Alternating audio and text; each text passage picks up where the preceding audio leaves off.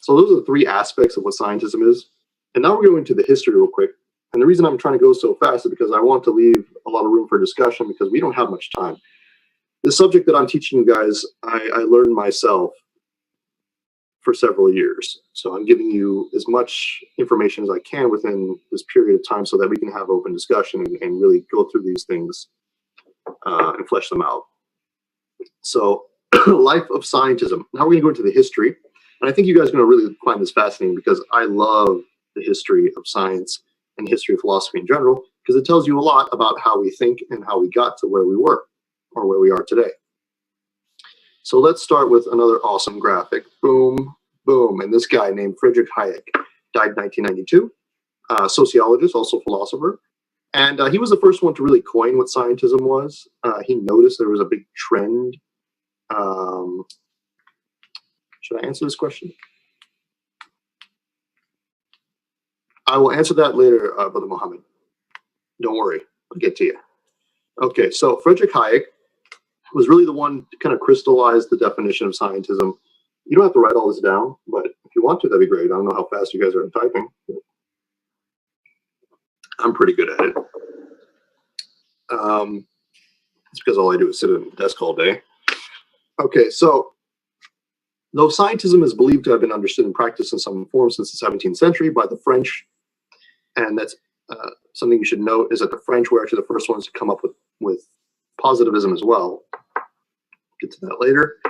The concept and the term used to describe it was said to have been crystallized by the sociologist Friedrich Hayek.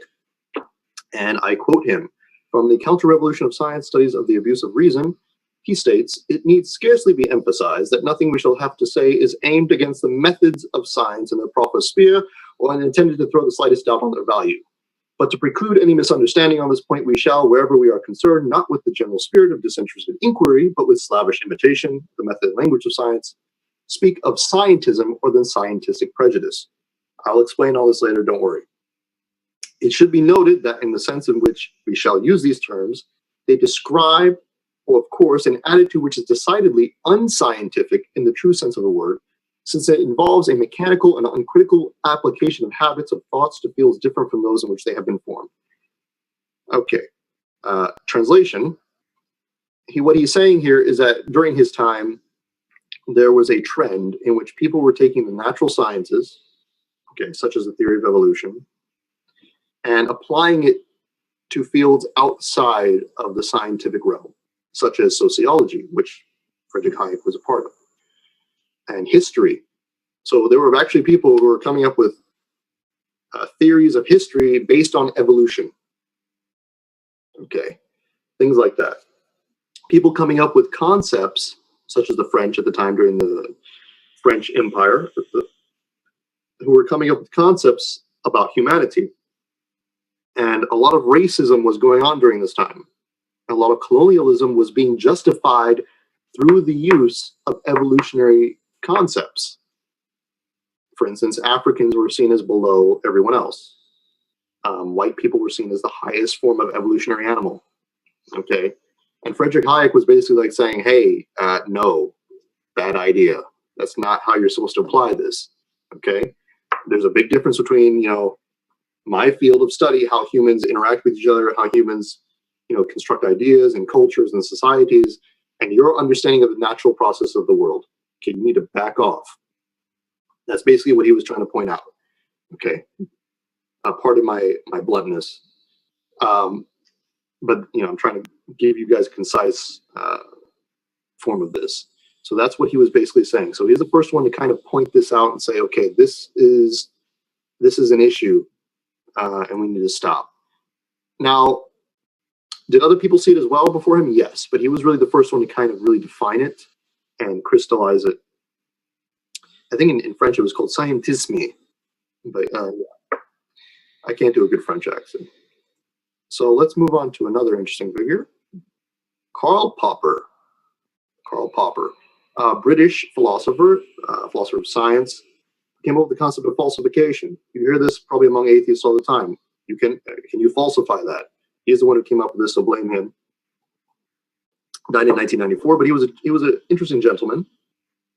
Let's see what he says. Cyril Karl Popper, a contemporary of Hayek, would eventually become a main actor in a historical debate over the nature of science, which we will discuss later, mostly agreed with the former's definition, though he would admit to being a follower of scientism himself in a less applicable way. He said, "But if by scientism we should mean the view that the methods of the social sciences are, to a very considerable extent, the same as those of the natural sciences, then I should be obliged to plead guilty to being an adherent of scientism. Indeed, I believe that the similarity between the social and the natural sciences can even be used for correcting wrong ideas about the natural sciences by showing that these are much more similar to the social sciences than is generally supposed." So what he said was basically, I follow scientism to a degree because I believe that the natural sciences and the social sciences can interact. He was less of a follower of scientism than what he admitted. Somebody who was a follower of scientism, dogmatic scientism, as we discussed earlier, would be somebody who sees all the other fields of knowledge, whether it be sociology, whether it be philosophy, whether it be even literature, and it can be governed by scientific principles. Whereas Karl Popper said, well, they can interact and kind of influence each other. That was really his sort of, he had a weak form of scientism. And, this is okay. But he wasn't dogmatic as many people are today. Let's go on to another gentleman, Bertrand Russell, one of my favorites. Died 1970. He was an atheist, but he was raised, I believe, was his grandmother or mother is Christian. He had a very high ethical standard. In fact, he was one of the first people, I think, if not the first person, to oppose nuclear weaponry. Yep. One of the first people during his time was like, we should not be doing this. It was very controversial for his period. And today you think about it, it's like, well, that's common sense. Back then, when they first came out with it, no. He was like, this is horrible. You should not be using these weapons. And people didn't agree with him.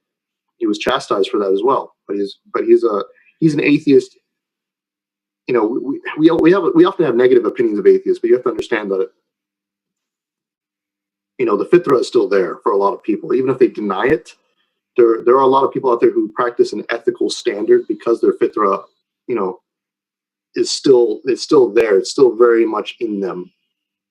It's trying to manifest itself. And Bertrand Russell is one of those individuals who I can say with a great deal of confidence, even though I didn't know him personally, but from what I could read from his writings and such, he was a very ethical individual, and I have high respect for him in that regard, because he was one of the first people, even before Christians were saying these things. He said we should not have this sort of weaponry. This is horrible. And from an Islamic perspective, I don't actually know the history behind the Islamic perception to nuclear weaponry, but I would assume that there was a lot of opposition to it because of how horrible it was and how it did not discriminate, against civilians.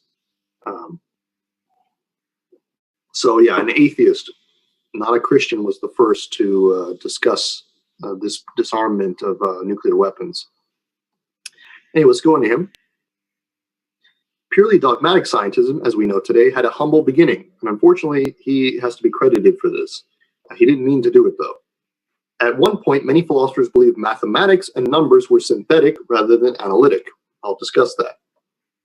An analytical statement was that which was true by definition, whereas a synthetic statement was one which required verification external to the subject. So during his time, philosophers had this idea that there are two types of statements: analytical statements, okay, and synthetic.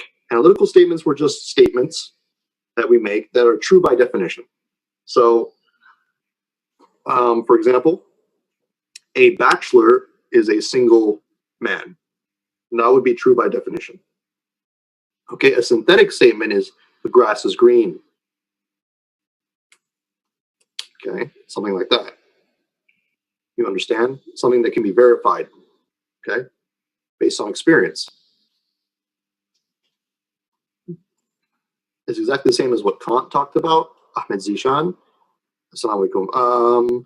He talked about more or less experiences like he differentiated between the ontological and the phenomenal, meaning like what we experience is not the thing as it is. He would have made the same distinction between synthetic and analytical statements because they weren't actually challenged until much later. So yes, he did. Yeah. I don't know why I went into the big explanation, but yeah, it's true. So it is very similar to what Kant, actually is mostly similar to what Kant spoke about. So this is very important. This is why you guys should learn history. History should be your favorite class. Well, aside from philosophy, history should be your favorite class because it helps to explain not only where you are today, how you got here, and how we got here as a civilization, but also our ideas, how our ideas got here. Like, you can't understand Islam that much unless you understand, right, the seerah of the Prophet sallallahu alaihi wasallam, right? You just can't. You know, I mean, you can understand the doctrines, but you can't understand the ethics or why. You know, you don't really have a true understanding of it. In the same way, the ideas that you're surrounded by today, you don't understand them unless you understand history. Like, you cannot understand the modern world unless you understand what happened in World War II, because the entire world that we have today is exactly a reaction to World War II. The UN, the United Nations, that thing that doesn't work, you know, that exists because of World War II. Right? You guys need to read up on these things if you haven't already. I sound like my father. Okay, anyways, moving on. So it went on to say, because each individual aspect of every mathematical formula could not be reduced to the sum of the whole or outside experiences, given the immensity of the calculations in question, they had to be synthetic statements. So according to many philosophers during Bertrand Russell's time, mathematical like numbers themselves were actual things. Okay, like, I know that sounds weird to you, but I mean, just like, if I write the number 3, okay, that backwards? Can you really see it? That is backwards. Flip it around. Okay, awesome. If I write that thing itself is an actual thing floating out in some ideal world. That's how philosophers actually thought about numbers, that they're actual things, like, you know, physical objects that we cannot seem to ascertain. They weren't things that you just wrote down. They were actual objects. And they were floating around in some ideal realm. So Bertrand Russell thought this was kind of silly. And he said he would find the solution to the problem of classical mathematics being claimed as synthetic by proving that it could ultimately be reduced to logical axioms. So he said, okay, I don't think numbers are these things floating around. I think that they can be reduced to logical axioms. I think if we broke down numbers, we would find out at the end of the day that it's all logic. All numbers are logic. Okay? And then he would prove that they were actually analytical, meaning that numbers were true by definition, not by being out there somewhere. And if you're wondering, like, why they were confused about this problem and why this is an issue, you're about to find out. In other words, he would prove that it was merely a symbolic relationship, true only by virtue of the definitions placed within, thereby destroying the claim of mathematics as being their own separate reality. And he did. In his famous work, Principia Mathematica, he actually proved that all mathematics can be reduced to logical axioms. And that is awesome, and I'll tell you why it's awesome, because his work was the foundation for computer science. If we have any computer programmers in here, the reason that you have programming language is because of him, a philosopher by the name of Bertrand Russell. If it had not been for his work, you would not have C++ and whatever code you use today, because he proved that mathematics was reduced to logical axioms. So give him credit for that. He didn't mean to do it, but give him credit for that. However, by doing this, by proving this, he opened the doors for other people to think about things in a different way as well, in not so good fashion.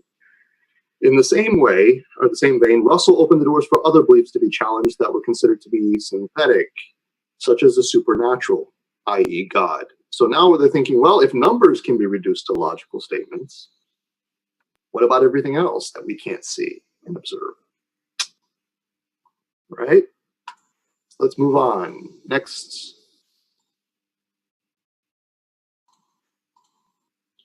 This guy, we come to Ludwig Wittgenstein, died in 1951. The most eccentric person you will ever meet in your life, at least according to his friends and his own writings. He was also perhaps one of the most arrogant people that ever lived, but it was in a kind of a quirky way, a funny way. He literally believed that he had solved every problem in philosophy. after he wrote like 30 notes, 30 pages of notes. I'm reading, oh yes.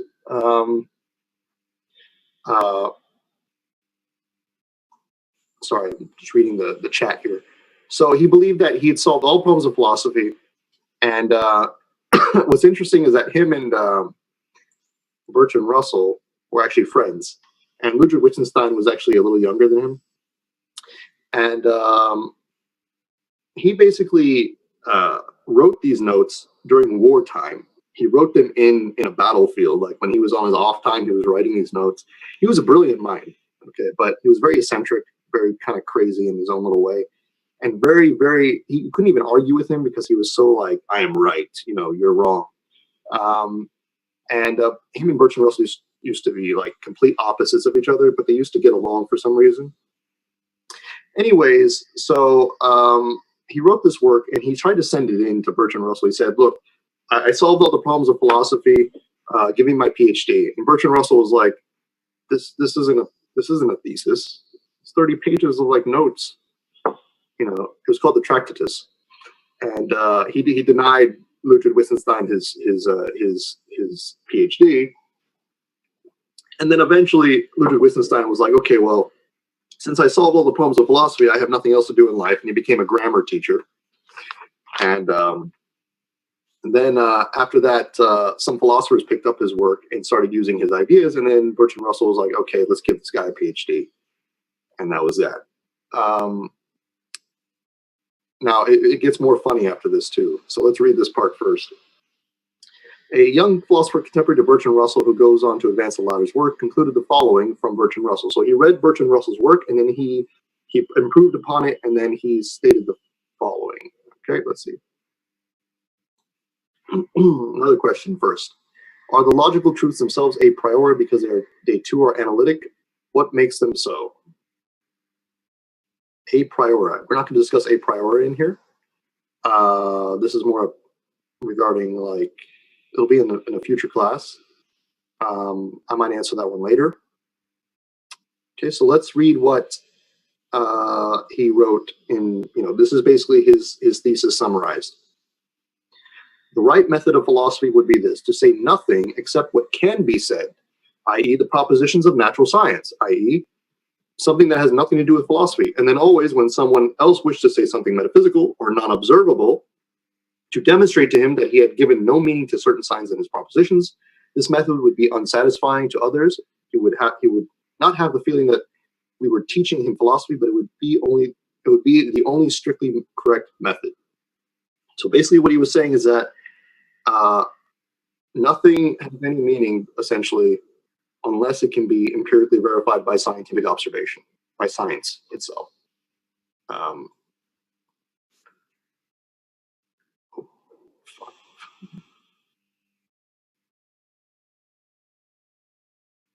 Okay, another question before we go on. You guys are really throwing really good questions at me.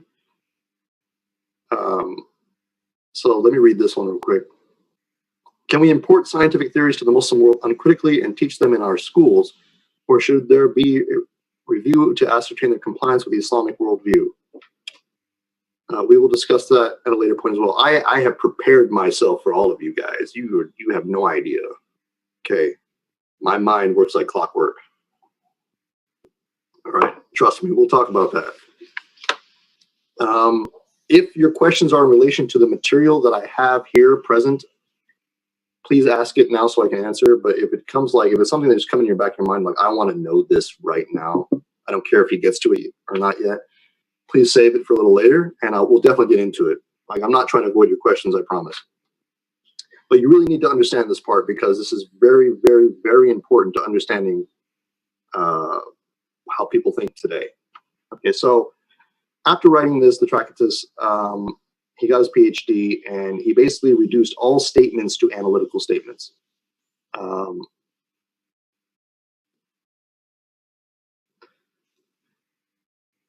In other words, any statement lacking any observable evidence based in science should be rendered as meaningless, because statements can only have meaning if they actually point to something in reality. Statements are only analytic and without content otherwise. So he basically said that every statement that you ever make is analytic until it can be proven. That's it. Every statement you say, this is Wittgenstein, every statement you say has no real content, no real substance outside of its own definition, unless you can point to something in reality. Okay? That's what he said. So if you say something like love, Wittgenstein would be like, what is that? Like, what are you talking about? Where is it? Does that sound like some of the atheists you talked to today? Okay, let's keep going. So let's get to A.J. Ayer. All right. And he's going to be one of the proponents of a movement that came after Ludwig Wittgenstein, because Wittgenstein influenced a movement after he made this statement, after he made these claims. He influenced a movement called the logical positivist.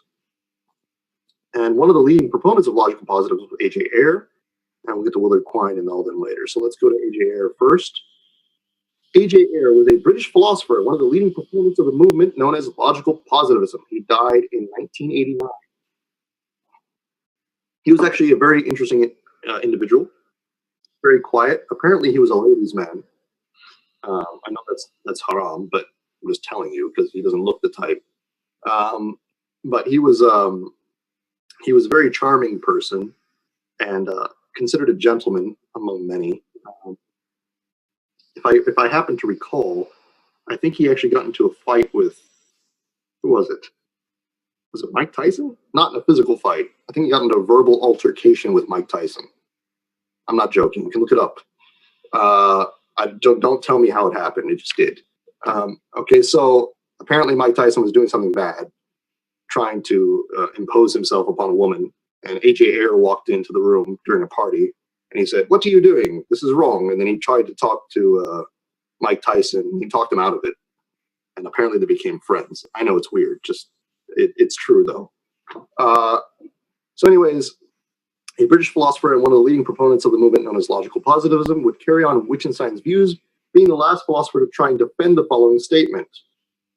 So the statement he came up with was the following: we say that a sentence is factually significant to any given person if and only if he knows how to verify the proposition which he purports to express. So basically he was saying that no statement has any sort of meaning whatsoever unless he can verify that through some sort of like,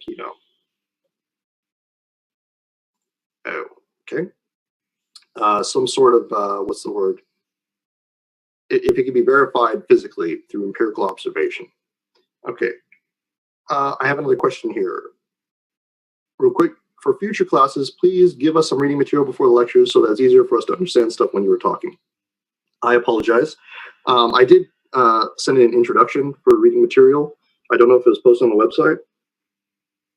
That said, it should be up there now. I do apologize in advance once again to all of you. I was actually extremely ill a week ago. I'm not trying to make you feel bad, but just bear with me. I had a minor heart attack last week, so I'm just kind of like recovering.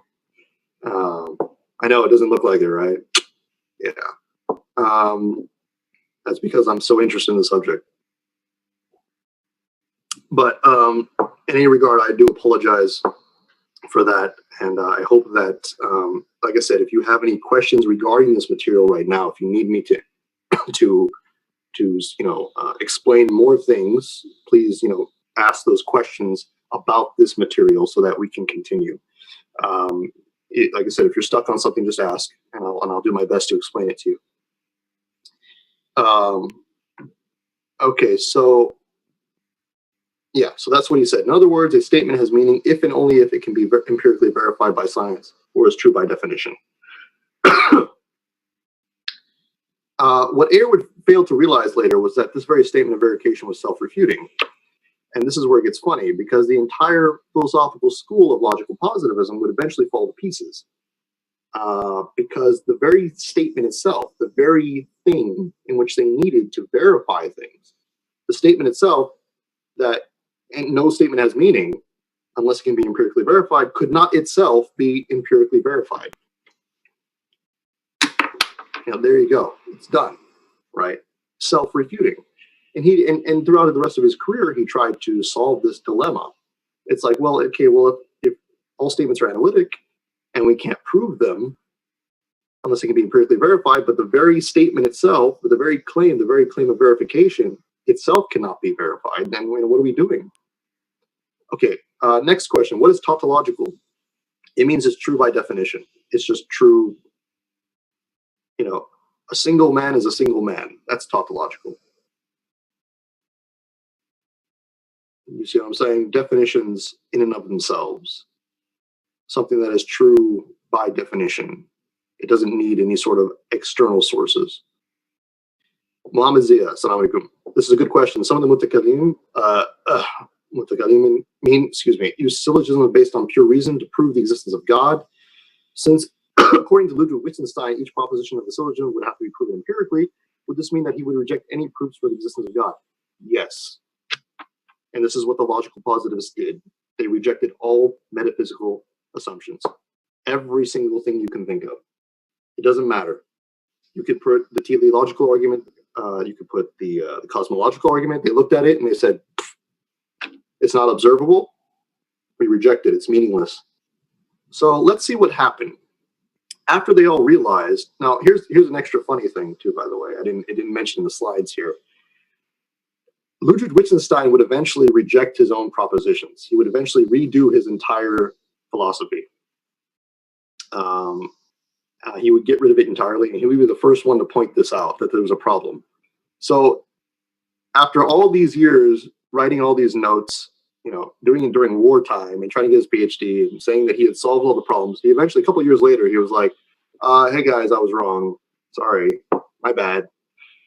And then he fought against his own philosophy. So that tells you something of how eccentric he was. But he was a brilliant mind. So let's see how this philosophy eventually got completely and utterly destroyed. It wasn't just because it was self-refuting, but it was something else. And we're going to go now to the American philosophers. And this is about the only thing I like about America, are the American philosophers in the pragmatist tradition. And we're going to start with an individual by the name of Willard Quine, who died in 2000. And in the American tradition of philosophy, it's very different from British. In a way, it's like they focus on different problems. In the American version of philosophy, it was more about practical things. What can we use? What can we do with this? You know what I mean? Whereas the British philosophers were more like trying to figure out issues of truth and justification. And American philosophers was like, look, I just want something I can do with it. Okay? And you have to give them some credit, because the thing is, they really broke down what the problems were with this philosophy. So let's see what Willard Quine did. So despite the fact that the principle of verification was self-refuting, there was more to argue against regarding the logical positives' understanding of science and justification in general. Willard Quine, an American pragmatist philosopher of science, would eventually show that the reductionist view of science promoted by the likes of A.J. Ayer was ultimately a flawed understanding of science. Okay, so what is reductionist? He goes on to say, the totality of our so-called knowledge or beliefs is a man-made fabric, which impinges on experience only along the edges. Okay, so before going into this more detail, basically, remember, the logical positivists believe that nothing had meaning unless it can be empirically verified. So it had to correspond with something outside, right? Statement corresponds with reality. Okay, so it would be reduced. So a statement could literally be reduced into like the smallest format, unless if it could be empirically verified. So if I said, I have a lock on my door, okay, all I have to do is show you the lock on my door. Okay, that's it, done. You understand the statement, okay? But what Quine said was something else. He said, look, you can't do that, because statements aren't just understood by what they correspond to. There's more to understanding a statement or understanding something in general than just pointing at an object. So I'm going to give you an example, okay? A statement, I need to fix the lock on my door before I go to work today. Very simple statement, right? But it's really not, if you think about it. See, let me try to reduce that statement by asking a question. Why do you need to fix the lock on your door? I answered the question, because my lock is broken. I ask another question. What do you mean it's broken? Well, it's broken. It doesn't lock anymore. And I say, okay, why do you need to fix it? Because I need to protect my things while I'm gone. Why do you need to protect your things? You see where I'm going with this? You can't keep reducing it. It's irreducible. It keeps going around and around because within these statements that we make in our daily lives, there's more to knowledge than what it corresponds to directly in empirical observation. There's more to meaning than that. So here's a personal example. When I was living in Malaysia for almost a decade doing my studies there, and I remember I had some neighbors from a rural part of Nigeria. Okay, let me see here. A rural part of Nigeria, and they didn't have this concept of locks in their mind. They didn't understand what locks meant because, well, and I learned this the hard way. I went out one day just to go get some food. I came back and I found out that my door was open and some of my stuff was gone, like my kitchen supplies, they were gone. I was wondering why, and I found some of the kids playing with them, and I was wondering, okay, what are you doing with my stuff, And he didn't understand. He was one of the children of my Nigerian neighbor. He didn't understand, and this kept going on for quite some time.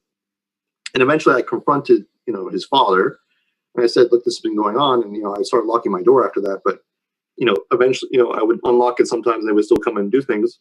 And I thought, I just want to tell you, I'm sorry to say this, but, your son's kind of stealing from me. No offense. I know he's young. He doesn't know any better, but I just want to inform you. And he said, oh, I'm sorry. And he explained to me that the reason why that he's doing this is because in his village in Nigeria, the families there don't have locks. They share the materials. They go into each other's houses and take things and come out. It's normal. They even share the kids. And it's like, for them, that the concept of a lock is very alien. You know what I mean? So if you told them that statement, they wouldn't understand what you're saying. Because their entire culture is not based around this concept of privacy or private property. In the West, it's different. We have this concept. So in that way, that kind of gives an example that you can't reduce these statements to anything because they're within the context of a completely different system of understanding. And this is what Quine pointed out. He said, we don't live in statements. We don't live in facts that are, just there. We live in this whole web of knowledge that contextualizes everything that we say and do, right? He would say that, in other words, knowledge was holistic and contextualized based on the world in which we lived and understood things. So it can't be just reduced to logical axioms. You can't just say, oh, we found it, there it is, therefore it's all solved. Because it corresponds, our entire interpretation of reality is this big web. It's not just statements or words or letters, right?